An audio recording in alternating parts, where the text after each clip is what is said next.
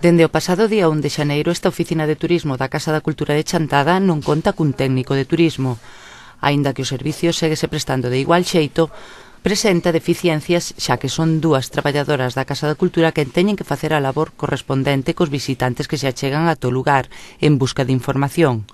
Un traballo que non lles corresponde e para o que non están preparadas. En decembro rematou o contrato da técnica que ocupaba o posto. O Concello abriu a convocatoria para a cobertura desta praza o pasado día de 26 de decembro, xunto con outras 11 correspondentes a diferentes postos de traballo dependentes da entidade local. Un de monitor deportivo a tempo completo, 3 monitores deportivos a media xornada, 2 técnicos deportivos, unha praza de auxiliar administrativo para as dependencias municipais e unha praza de arquitecto superior para a oficina de rehabilitación, ademais de 3 prazas de peóns para o servizo de parques e xardíns. Unha convocatoria que polo de agora está paralizada, xa que o pasado 28 de decembro o Goberno Central dictou un decreto lei que proíbe aos concellos contratar persoal sen o correspondente permiso estatal, unha situación que deixa sin traballadores ou cunha importante merma a varios servicios do Concello chantadino. Nos tuvemos unha reunión de portavoces o outro día e penso que estamos no Concello de Chantada pola labor de quitar isto para adiante, porque poderíase facer de dúas maneiras: solicitarlle permiso ao Ministerio e acreditar que as escolas deportivas, os servicios de jardinería, turismo e arquitectura que son necesarios ou imprescindibles para desenrolar unha boa labor municipal. Postos imprescindibles e básicos para estes servizos que presta o Concello. Asunto que se tratará en pleno extraordinario, sesión que se celebrará mañá ás 6 da tarde. Estamos intentando convocar un pleno extraordinario para mañá, para non ter que esperar se nos dice o Ministerio para diante ou para atrás, porque non podemos estar esperando, sabe Dios, o tempo que tendríamos que esperar para que nos deran o ok, non?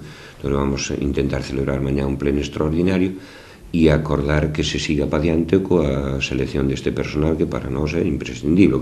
O que vamos a aprobar é que o Concello de Chantada non pode renunciar a este tipo de contratacións para desempeñar eses servicios que nos consideramos básicos tamén, que xa che dicía antes, por jardinería, escolas deportivas, arquitectura e información e turismo. O sea que estamos traballando, por exemplo, para que a zona da Ribeira Sacra e incluso todo Galicia teña un desarrollo turístico importante.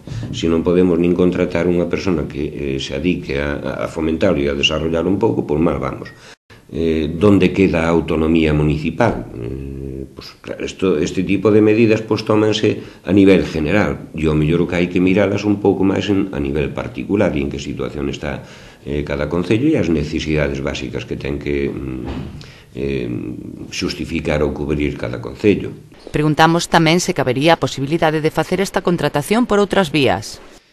Hai outra vía que sería a través de subvencións, pero que incluso outro día en contacto ca Diputación preguntáballe no servicio de emprego se iban a quitar outra vez o plan de empleo que habían quitado o ano pasado. Eles habían o presupuestado, pero ahora teñen dúbidas de si podrán quitarse, por exemplo, para obras ou para cousas que non sexan o que dicía antes, servicios estritamente básicos e de irrenunciable